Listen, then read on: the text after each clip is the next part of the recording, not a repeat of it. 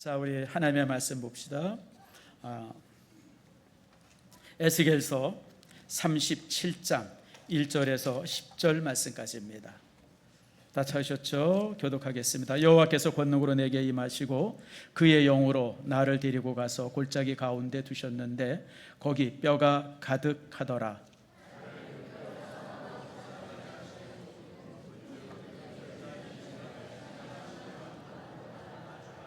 그가 내게 이르시되 인자야 이 뼈들이 능히 살겠느냐 살 수 있겠느냐 하시기로 내가 대답하되 주 여호와여 주께서 아시나이다.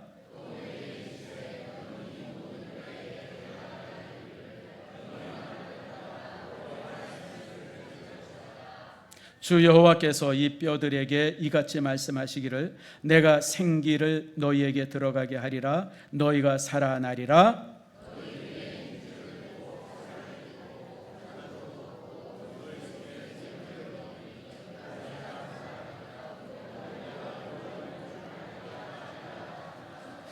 이에 내가 명령을 따라 태어나니 태어날 때에 소리가 나고 움직이며 이 뼈 저 뼈가 들어맞아 뼈들이 서로 연결되더라.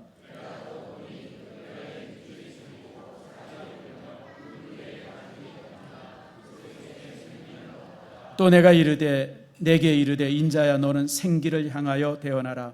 생기에게 태어나여 이르기를 주 여호와께서 이같이 말씀하시기를 생기야 사방으로부터 와서 이 죽음을 당한 자에게 붙어서 살아나게 하라 하셨다 하라.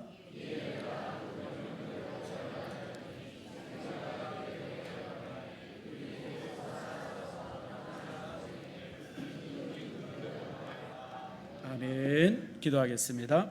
하나님 감사합니다. 오늘 새생명 축제 이제 발대식 선포식이 시작이 되어졌습니다. 우리가 1년 내내 평생 동안 매 시간마다 항상 복음을 증거해야 하지만 그러나 이번에 우리가 또 이제 교회에서 특별한 기간을 맞이해서 우리가 좀 더 힘을 모으고 마음을 모으고 정성을 모으고 그래서 우리가 힘있게 새생명 축제를 시작합니다. 작년에도 하나님께서 정말 아름다운 열매를 우리에게 주셨는데 올해는 더 큰 열매를 허락해 주시옵소서. 작년에 맺은 열매보다 배가 되는 축복을 허락해 주시옵소서. 우리가 품게 하시고 품은 자들을 온전히 하나님께서 아버지 불러주셔서 주의 교회에서 믿음을 아름답게 시작할 수 있도록 복을 내리워 주시옵소서.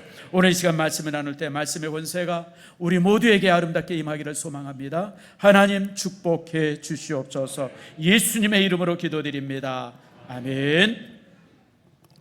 자, 우리 한번 이 옆 사람과 인사합니다. 축복합니다. 사랑합니다. 또 우리 교회 샬롬, 샬롬. 우리 샬롬의 부흥이 있기를 바랍니다.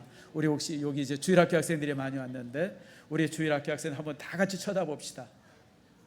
이쁘죠? 너무 이쁘죠? 우리 다 같이 이뻐요. 시작. 이뻐요. 오늘 주일학교 학생들 얼마나 이쁘게 또 예배 잘 드리는지 목사님이 한번 쳐다보겠습니다. 세계인들 중에서 우리 한국 사람이랑 가장 가까운 사람들이 있습니다. 너무너무 비슷하게 생긴 사람들. 습관이나 이런 거 저런 거 많은 부분들. 그게 이제 몽골입니다. 몽골. 여러분들 몽골을 부를 때 몽고라 그러면 안 돼요. 몽골이라 그래야 돼요. 몽고라 그러면 몽골 사람들이 되게 싫어합니다. 그러니까 한문으로 별로 이렇게 안 좋은 말이 돼가지고 그래서 이제 여러분 몽골 그래야 돼요. 우리가 제가 이번 이사를 할 때 이사를 몇 번 하지 않았습니까? 대부분 이삿짐 센터가 몽골 사람들로 채워져요. 근데 제가 보니까 힘이 좋아요. 힘이. 아이고 제가 놀란 게 뭐 이런 그냥 냉장고 혼자 번쩍 들어서 날르고 세탁기도 그냥 뭐 번쩍 들어서 날르고 우리는 3명 4명 그냥 붙어서 끙끙거리는데 저리 가세요 그리고 번쩍 들어서 날르고 제가 그 모습을 이렇게 보면서 야, 저 사람들이 저렇게 힘이 세서 세계를 정복했구나 이제 그런 생각을 해봤습니다. 재미있는 것은 몽골 사람들이 10명 중에 1명이 대한민국에 와서 이 일을 했답니다. 그러니까 여러분들이 혹시 몽골 가게 되어서 괜히 욕하면 큰일 나요. 다 알아들어요. 한국 욕을요 그 사람들이 더 많이 잘 알아듣습니다. 괜히 가가지고 속으로 또 이제 이렇게 작은 소리로 욕 한 번 했다가는 경칠 수 있습니다. 그리고 또 이제 한국에 있는 거 그대로 옮겨놨다 그래요. 그래서 지금 이제 울란바토르가 그 몽골의 수도인데, 몽골의 수도를 가서 이렇게 보면 우리나라 중소도시를 그대로 옮겨놓은 것처럼 아주 그렇게 대한민국 그대로 닮아 있는 나라라고 합니다. 근데 이제 그 몽골 사람 하나가 인터뷰하는 걸 제가 들었어요. 전전주에 들었는데 그 인터뷰를 하는데 이런 얘기를 하더라고요. 과거에는 우리 몽골이 세계를 정복하는데 지금은 우리나라가 너무 비참해졌습니다. 주변 나라한테 무시당하고 참 그래서 사는 것도 힘들고 우리나라가 참 이 모양이 됐습니다. 그러면서 이제 이렇게 나라를 위해서 참 안타까운 마음을 이렇게 말하는 것을 제가 이렇게 들었습니다. 여러분, 1000년 전에는 몽골은요 대단한 나라였었죠.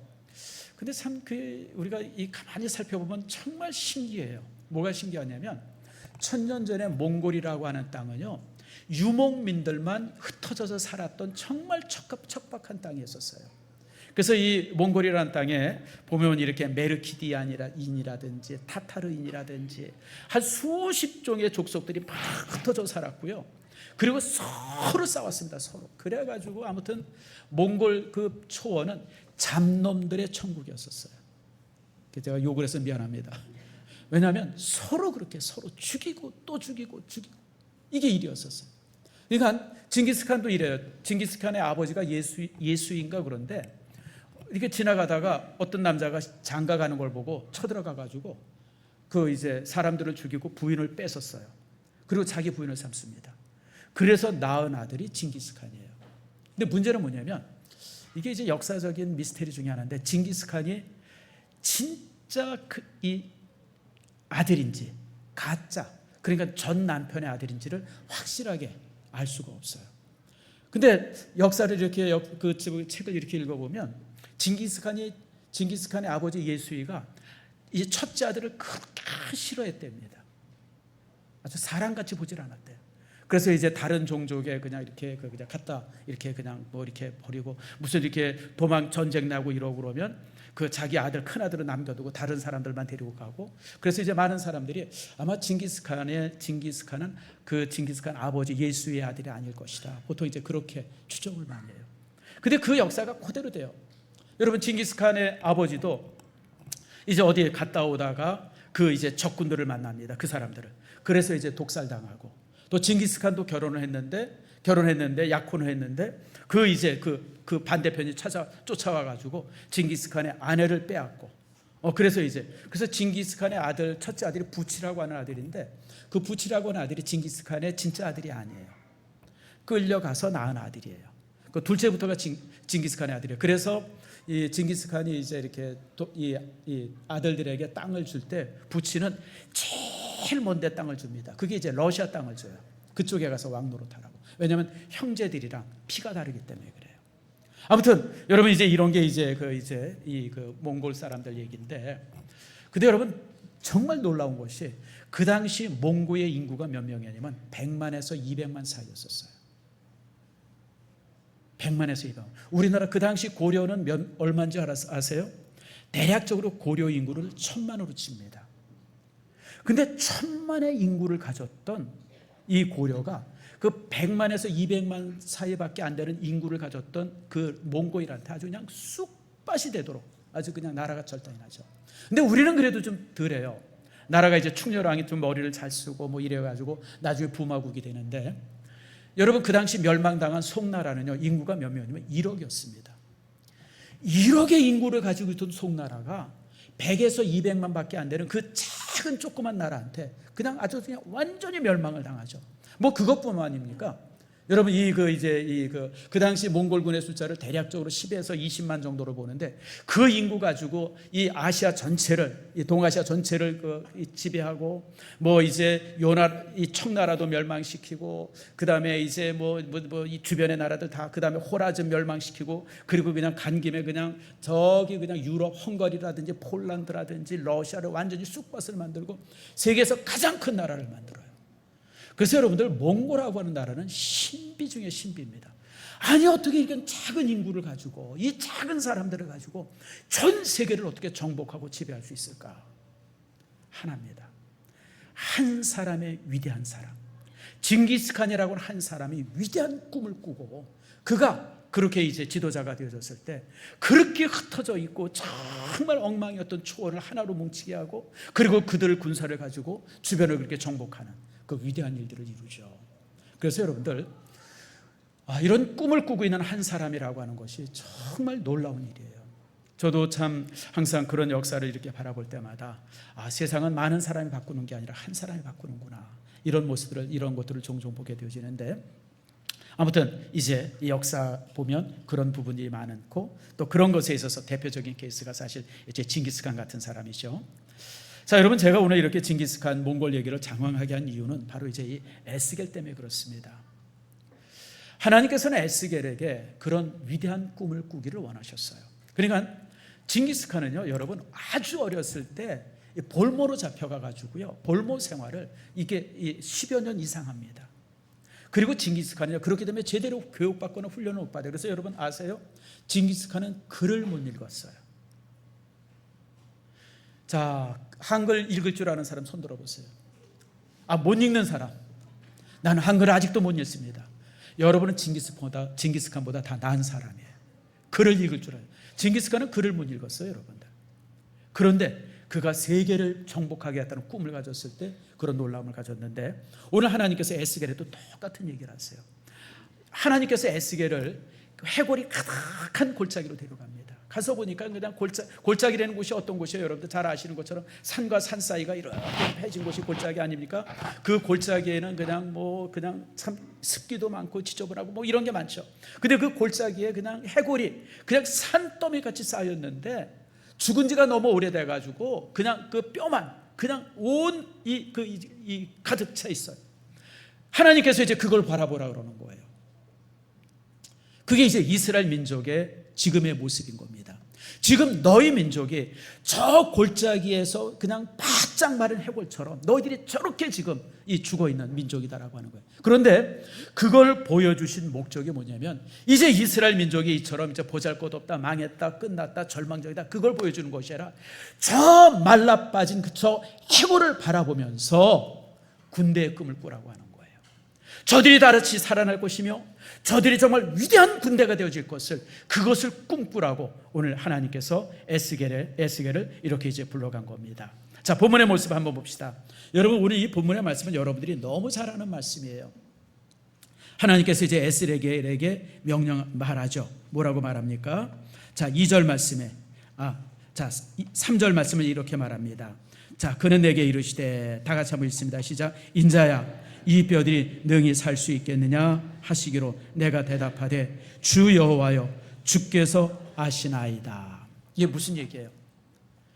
여러분, 마른 뼈, 그냥 온 골짜기에 가득 산처럼 쌓인 뼈를 바라보면서, 야 에스겔아, 저 뼈가 살겠냐 못 살겠냐? 살아요 못 살아요? 살 거라고 생각하시는 분 손 들어보세요.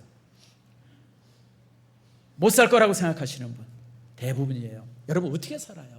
살려면 숨이 붙어 있든지 하다못해 살이라도 붙어 있어야 사는 거지. 이렇게 그냥 이제 조금만 더 있으면 이제 그 진짜 부스러져서 그냥 그 다 흙이 될 그런 그 뼈들, 그들이 살겠냐고 물어봤을 때, 여러분, 살 수 있습니다라고 답하면 그 사람 미친 사람이죠. 그러니까 에스겔이 이렇게 답하지 않습니까? 자, 3절 말씀 우리 같이 한번 읽습니다. 시작. 같이 한번 따라해 보세요. 내가 대답하되, 주 여호와여, 주께서 아시나이다. 여러분, 이 말이 무슨 말일까요? 하나님, 이 뼈가 어떻게 살겠습니까? 하나님, 이 뼈는 살아날 수 없습니다. 그런데 나는 살아날 수 없다고 생각하지만, 그러나 이 뼈가 살아날지 안 살아날지는 누가 아세요? 하나님이 아십니다. 하나님이 살려주시면 살아날 것이고, 하나님께서 그냥 내쳐버리면 흙이 다 될 겁니다. 바로 그 말씀이에요.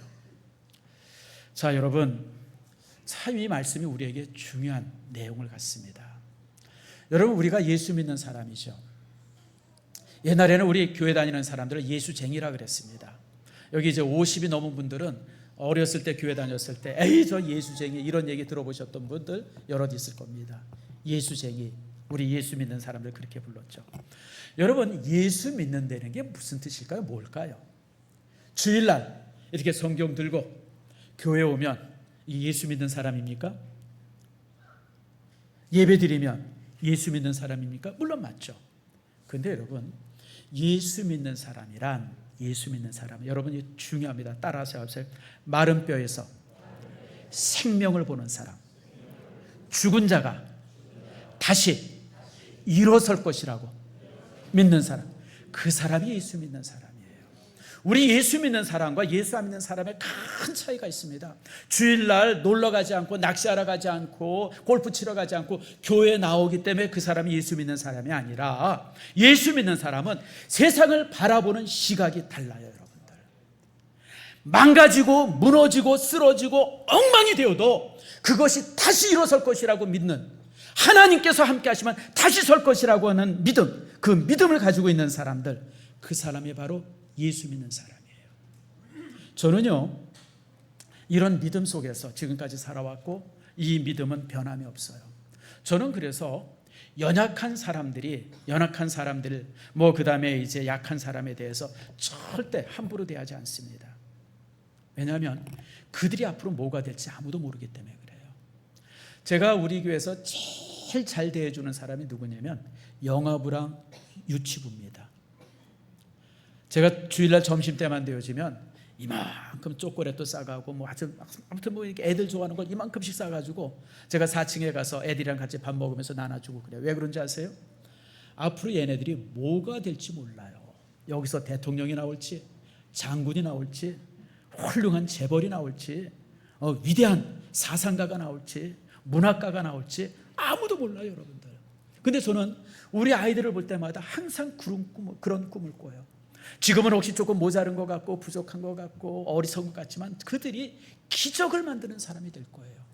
하나님 안에 있으면 그런 놀라운 변화가. 그래서 여러분들, 우리가 신앙인이란 자신을 바라볼 때 내가 망하고 망가지고 힘들어져도 하나님께서 나를 다시 세워줄 거라고 하는 사실을 믿는 그 믿음이 있는 것, 그것이 바로 신앙인이에요. 여러분, 혹시 자녀들이나 뭐 이런 뭐 주변에 그 속썩이고 말을 참 되게 안 듣고, 여러분 걱정하지 마세요. 하나님이 함께 하시면 그런 기적을 만들어내는 사람이 됩니다.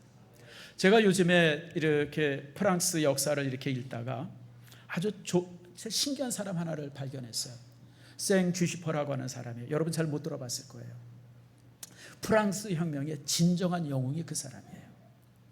저처럼 보잘것없는 사람, 한 동네, 저 시골 동네에 살던 사람인데 사고를 치고 집에서 나왔어요. 그리고 이제 프랑스 파리에 올라왔는데 거기서 저가 놀랍게 변화가 되어져요.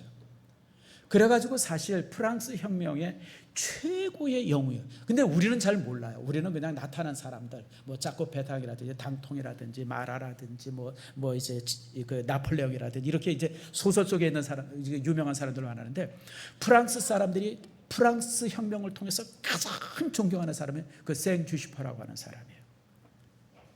그 사람은 정말 별별 없이 시골에서 살았던 사람인데, 그가 이제 파리에 와서 그 광경을 보면서, 그 혁명을 보면서 그가 변화되어지고 새로워져요. 그래가지고 사실은 그 프랑스 대혁명의 최고의 영웅이 되어져요.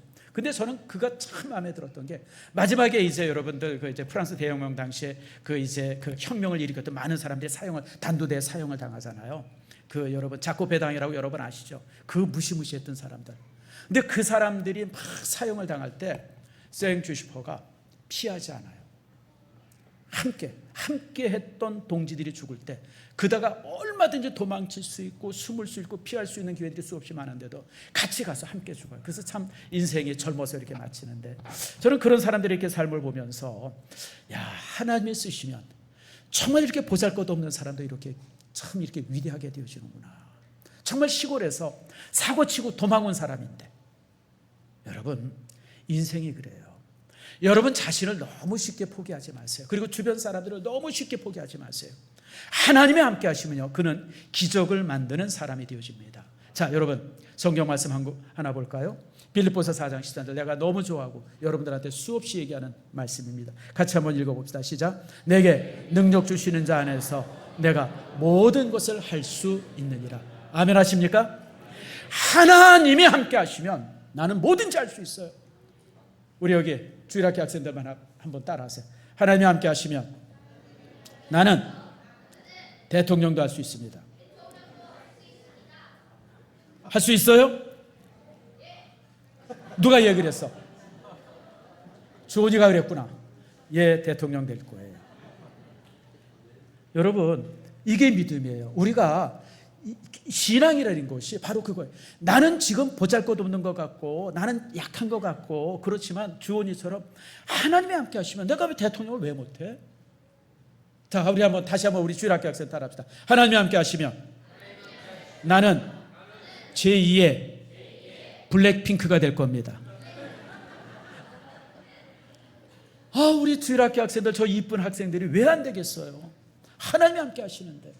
여기서 BTS도 나올 것이고 재벌도 나올 것이고. 여러분, 저는 빌립보서 4장 13절을 평생 붙들고 살았어요. 내가 참 연약하고 가난했고 정말 많은 부분도 속에 부족했지만 그러나 하나님이 함께 해주시면 나는 뭐든지 할 수 있다. 그 말씀 부여잡고 제가 지금까지 살았어요.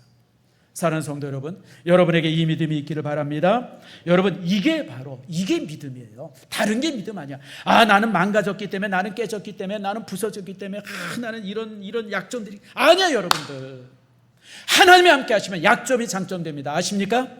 하나님이 함께 하시면 내 실패가 다시 설 수 있는 디딤돌이 되어져요. 여러분들, 하나님이 함께 하시면요, 공부 못하는 거 하나도 겁날 것 없어요.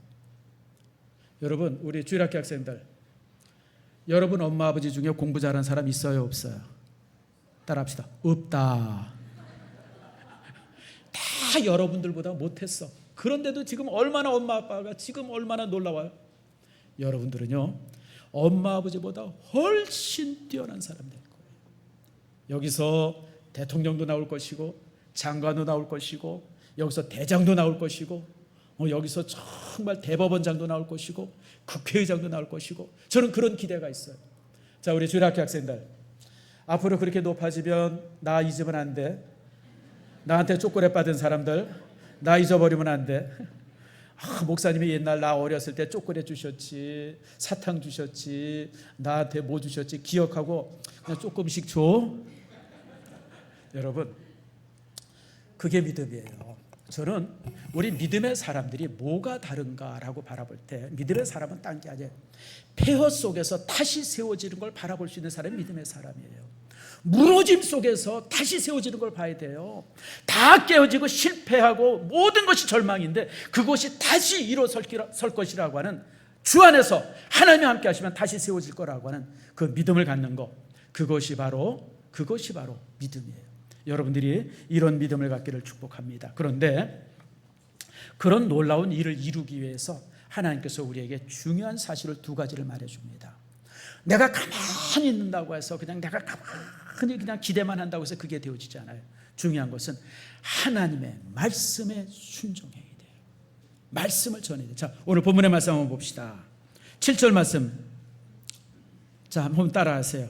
이에 내가 명령을 따라 대언하니 하나님의 말씀을 전할 때 기적이 나타나요.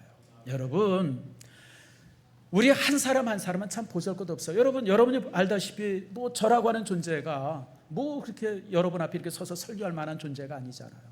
그런데 말씀에 순종하니까, 하나님의 말씀 따라 하니까 그럴 때 하나님께서 기적을 일으켜요. 놀라운 사실은요, 내가 순종하면, 따라합시다. 내가 순종하면, 우리 주일학교 학생들만 따라하세요. 하나님이 움직이신다. 알아요? 내가 움직이는 게 아니라, 내가 해보려고 막 그러는 게 아니라, 내가 하나님 말씀에 순종하고 따라하면 하나님이 그때 움직이기 시작해요. 세상을 새롭게 만들고 여러분들을 위대하게 하시고 무너진 곳을 다시 일으켜 세우시고 하나님이 그런 놀라운 일을 하세요. 오늘 본문에 두 가지가 나오죠. 맨 처음에는 대언할 때에 뼈가 맡아가지고 그게 이제 이렇게 사람의 모양이 되어지고, 그 다음에 또 이제 순종해서 이제 이 생명이 있으라고 명령할 때 온 생기들이 모여가지고 그냥 진짜 군대가 되어지는 이런 놀라운 역사를 이제 보여주게 되어집니다.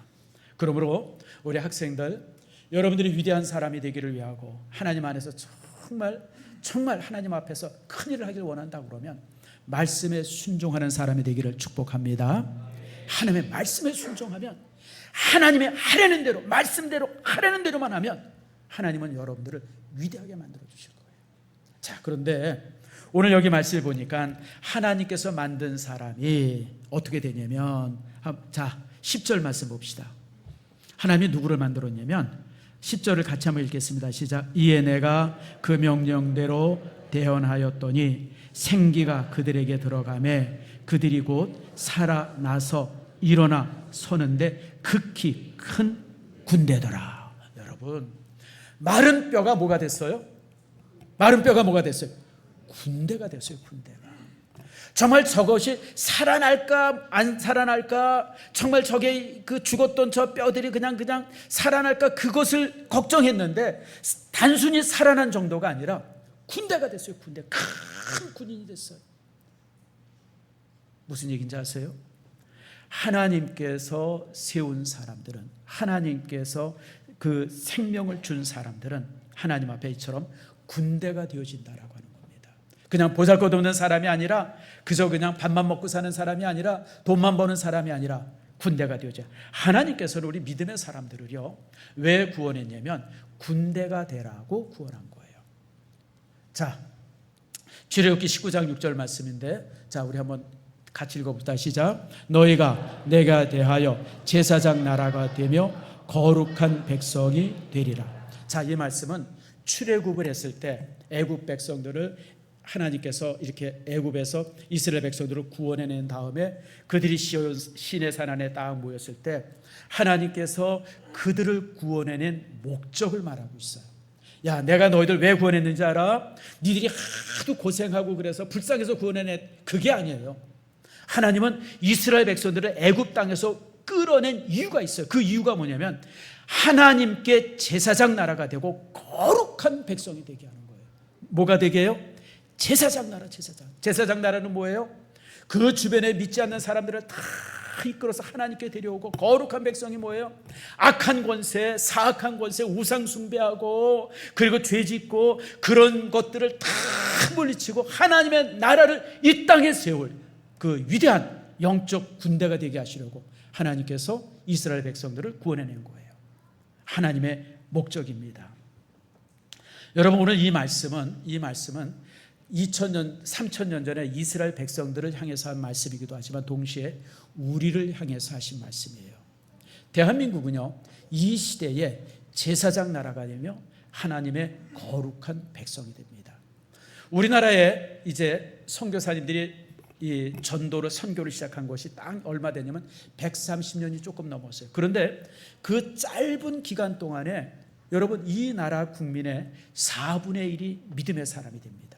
근데 단순히 성도들, 교인들의 숫자가 많은 것이 중요한 것이 아니라 우리나라가 가지고 있는 모든 문화, 우리나라가 가지고 있는 모든 이런 어떤 그 시스템, 이런 모든 것이 성경적으로 변해 있어요. 지금까지 100년 전까지만 해도 우리나라는 철저하게 유교 중심 사회, 불교 중심 사회고 그 다음에 미신 중심의 사회였는데 복음이 들어와서 그냥 완전히 뒤집었어요. 완전히 뒤집어졌어. 그래서 우리나라 법부터, 헌법부터 시작해가지고 우리나라 경제의 어떤 원리라든지 사람들이 가지고 있는 생각들, 사고들, 이런 모든 것이 기독교화되어 있어요. 이거는 내 얘기가 아니라 세계인들이 가장 놀라는 일이야. 아니 도대체 저 극동의 대한민국의 나라가, 이제 복음이 전파된 지 100년 조금 된 나라가 어떻게 나라가 저렇게 변했을까? 여러분, 요즘에 네팔이라고 하는 나라가 지금 얼마나 난리예요. 뉴스 보죠? 거기 보면 지금 네팔에 이 청년들이 막 데모를 하고 그냥 막 그래가지고 그냥 대통령 관저 불태우고 그냥 지금 완전히 그냥 나라가 절단이 났어요. 근데 여러분, 네팔이라고 하는 나라에 복음이 들어간 게 몇 년 됐는지 아세요? 200년이 넘었어요. 인도에 복음이 들어가면서 네팔 쪽에도 복음이 들어간 게 그렇게 오래됐는데 이제 믿는 사람들 그저 전체 인구 중에 1%도 안 돼요. 복음이 들어가가지고 여러분, 이렇게 우리나라처럼 왕성한 나라가 세계 어디에도 없어요. 그러니까 세계인들이 다 놀라요. 이유가 있어요. 하나님께서 이 마지막 세대에 우리나라를 제사장 나라가 되게 하려는 하나님의 뜻이 그 안에 있기 때문에 그렇습니다. 제가 얼마 전에 인도에 대해서 강의하는 분의 강의를 들었어요. 여러분 인도 잘 알죠? 인도 인구가 14억이 넘습니다. 그리고 인도는요, 그 종족이 두 종족으로, 크게 두 종족으로 나눠집니다. 그래서 이제 인도 남쪽은 얼굴이 새카만 인도 원래 종족이에요, 그 사람들이. 근데 3,000년 전에 저 서쪽에서부터 아리안이라고 하는 사람이 와가지고 인도를 지배하면서 이제 이렇게 인도인이 되어져요. 그래서 그 인도인들은 아주 백인들이에요. 그래서 인도인들은요, 여러분 인도 영화 혹시 보신 분들은 알지만 인도인들은 굉장히 이쁘게 생겼어요. 그래서 인도인들이 자부심이 있어요. 무슨 자부심이냐면 아시아에서 인도인들이 가장 잘생겼다.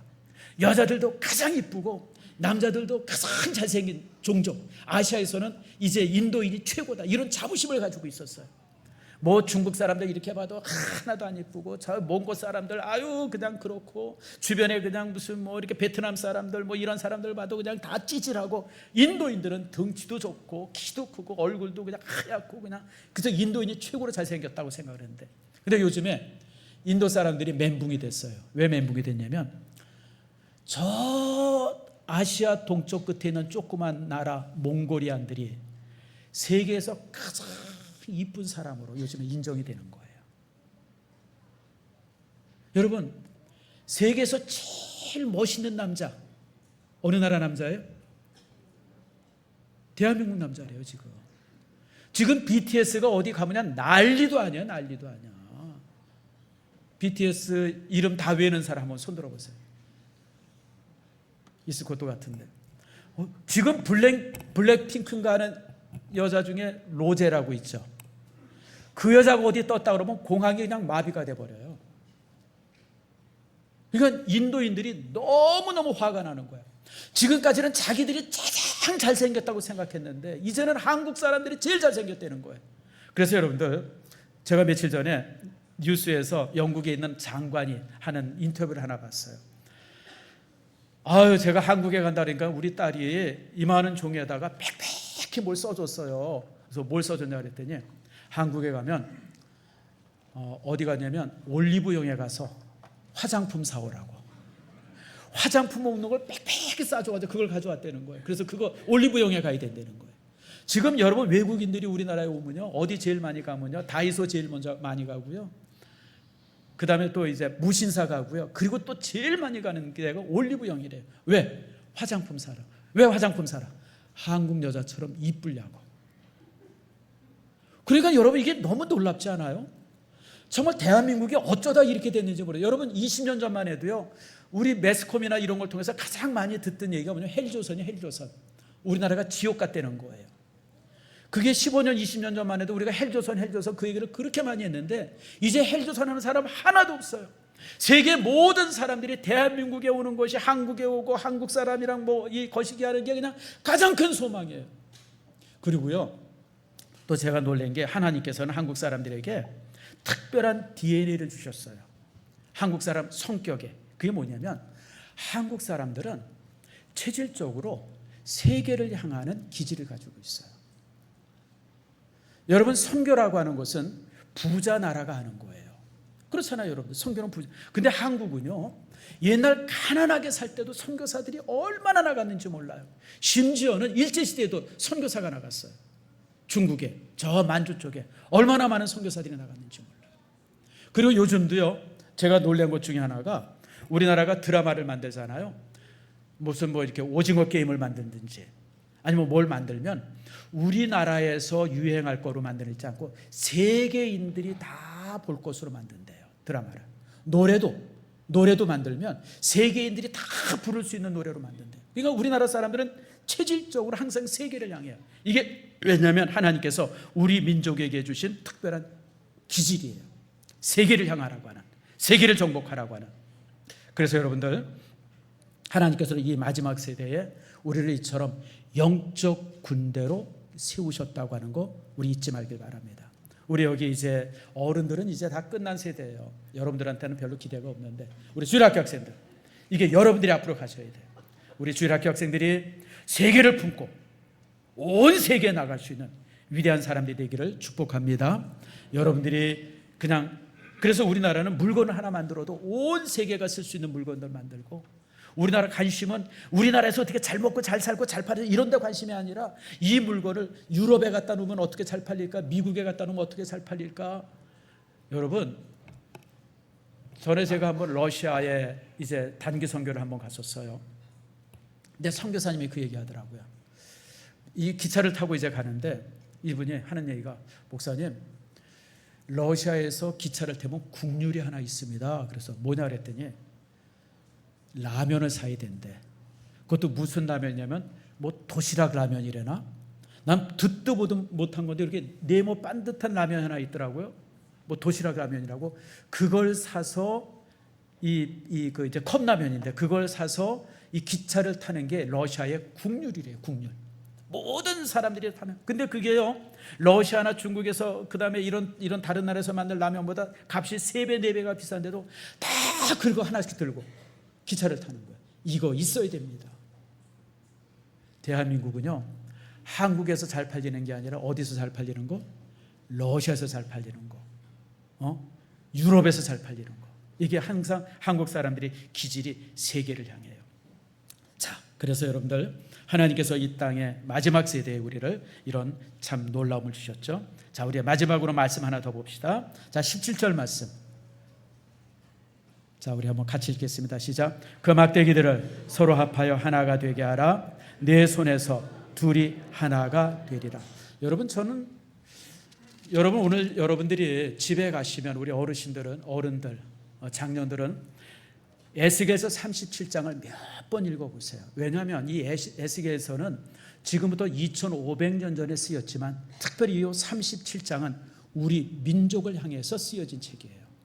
하나님께서 2500년 전에 대한민국 우리를 위해서 쓰신 글이 바로 에스겔서 37장인데, 이렇게 이 마른 뼈 같은 이 민족을 하나님께서 자신의 군대로 세워주실 것이고, 그리고 더 놀라운 사실은 17절이에요.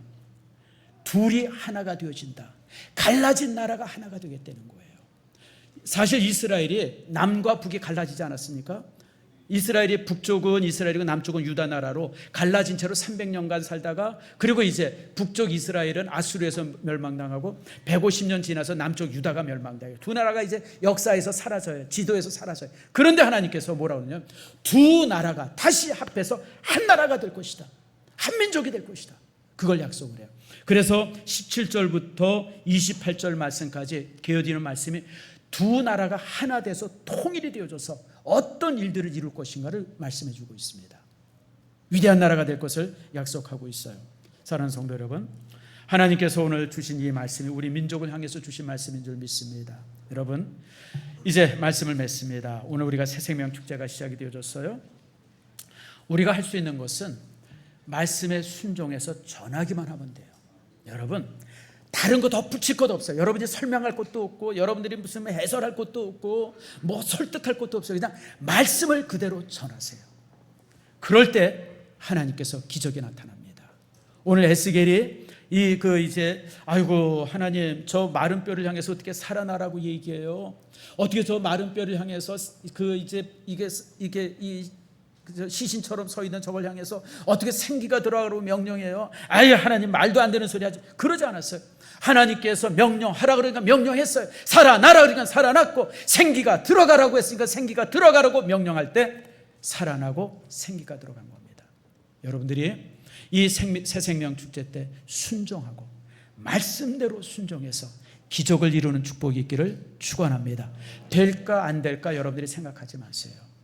여러분들이 이렇게 고민하지 마세요. 여러분, 그건 하나님이 하시는 거예요. 내가 순종하면 하나님이 움직이신다. 이 사실을 기억하시고 이번 새생명 축제를 통해서 기적을 만드는 여러분들 되어지기를 축원합니다.